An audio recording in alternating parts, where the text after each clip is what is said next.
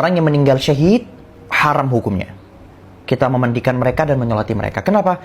Karena itulah kemuliaan mereka. Mereka tanpa kita solati, mereka sudah mulia. Bahkan tak perlu dimandikan, karena itulah tubuh yang telah suci. Syahid, ini ada 3. Syahid dunia, syahid akhirat, dan syahid dunia akhirat. Syahid dunia adalah orang yang meninggal di medan perang, tapi tujuannya bukan untuk Allah. Ya, tapi kita gak tahu. Di dunia, syahid dunia, aku bahas nanti aja ya, Kedua, ada syahid akhirat.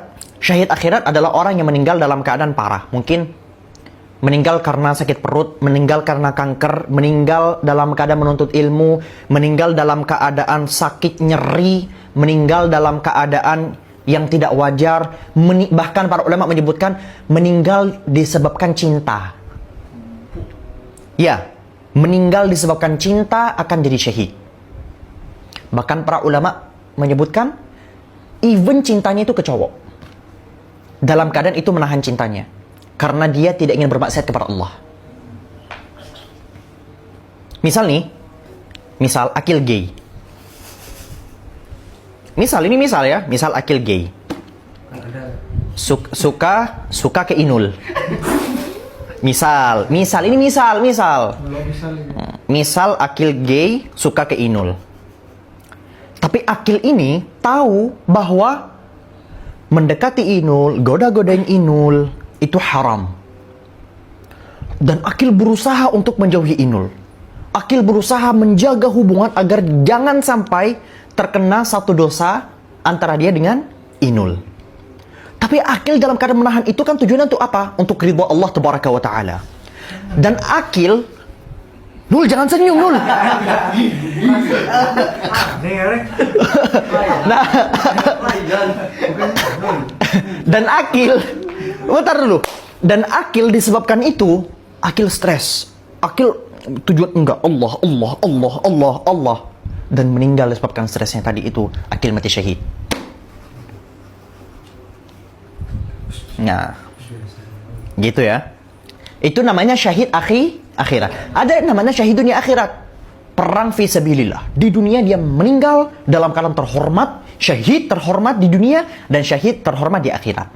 Namun dalam urusan jenazah, kita kan nggak bisa menilai akhirat seseorang. Sehingga kita menghukumi antara syahid dunia dan syahid dunia akhirat itu sama. Faham, Tom?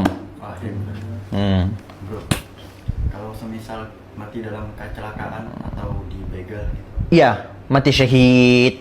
Rasulullah sallallahu alaihi khusus untuk begal, Rasulullah sallallahu alaihi wasallam menyebutkan kalau ada orang yang mengganggu kamu, mengganggu kehormatan kamu, berusaha mengambil harta kamu, perangi dia. Kalau kamu mati, kalau kamu meninggal, kamu akan meninggal dalam keadaan syahid. Ada nas khususnya dari Rasulullah.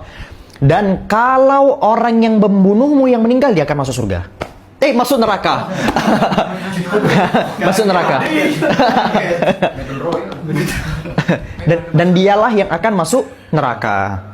Tapi ini kalau diterapkan hukum Islam. Oke, khusus untuk syahid, maka haram hukumnya mensolati dan haram hukumnya untuk memandikan. Bahkan para ulama menyebutkan haram hukumnya kalau misal ada darahnya dibersihkan, kecuali dia najis yang berbeda. Dan ini pun terjadi perdebatan. Tapi untuk darah itu adalah darah terhormat. Darah saudara-saudara kita di Gaza. Terhormat itu. Terhormat. Aku gak kebayang betapa bahagianya korban-korban yang telah pergi itu. Tapi itu ya sudah, itu mereka yang berbahagia. Tugas kita di dunia apa? Ya udah, yang pergi biarlah pergi. Sekarang fokus kita gimana caranya Gaza ini bisa merdeka. Gimana caranya Palestina ini merdeka.